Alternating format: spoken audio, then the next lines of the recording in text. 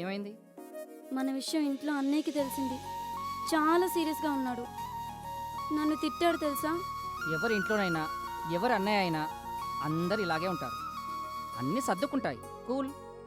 మనం సెటిల్ కాలేదని, నీకే జాబ్ లేదని మా ఇంట్లో ఒప్పుకోర్రా. నేను పోలీస్ ఆఫీసర్ అయిన తర్వాత మీ అన్నయ్యే నన్నొచ్చి బతిమిలాడి నిన్ను నాకు ఇస్తాడు. నేనున్నాగా, పద.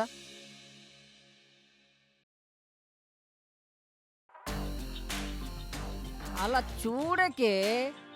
సరే, ఎందుకంత అర్జెంటుగా రమ్మన్నావు? ఏమైనా అర్జెంటా? చాలా అర్జెంట్.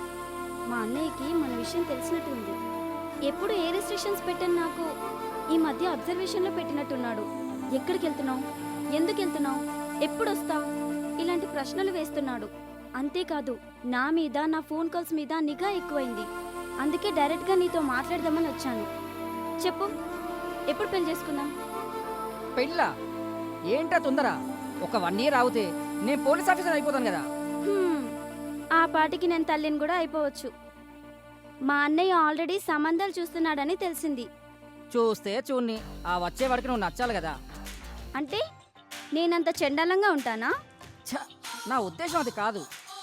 నాకు తెలుసు, నీకు నేనన్నా, నా అందమన్నా చాలా చులకన. ఎందుకంటే ప్రేమంటూ నీ వెంట పడుతున్నాను కాబట్టి. అబ్బా సుష్మి, ట్రై టు అండర్స్టాండ్ మీ. నువ్వు చాలా చాలా అందంగా ఉంటావు. I love you so much.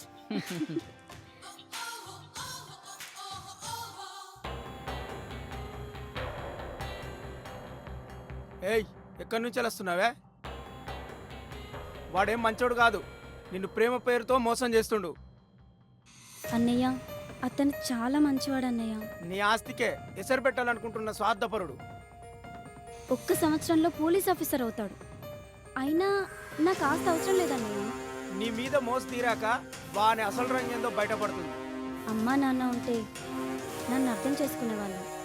నేను ఆడపిల్లనన్నయ్య. చిన్నప్పుడే అమ్మ నాన్న చనిపోతూ నిన్ను నా చేతిలో పెట్టి చనిపోయారు. నీకేం కావాలో నీకంటే నాకే బాగా తెలుసు.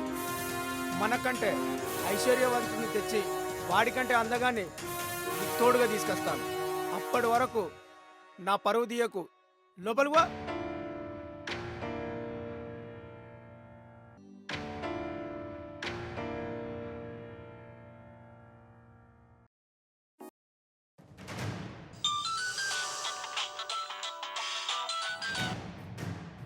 చెప్పురా.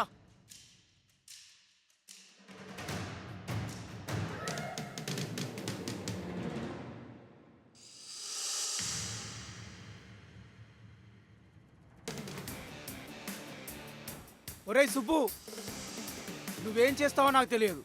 వాడు ప్రాణాలతో ఉండకూడదు. వాడిని చంపి నాకు ఫోన్ చేయి.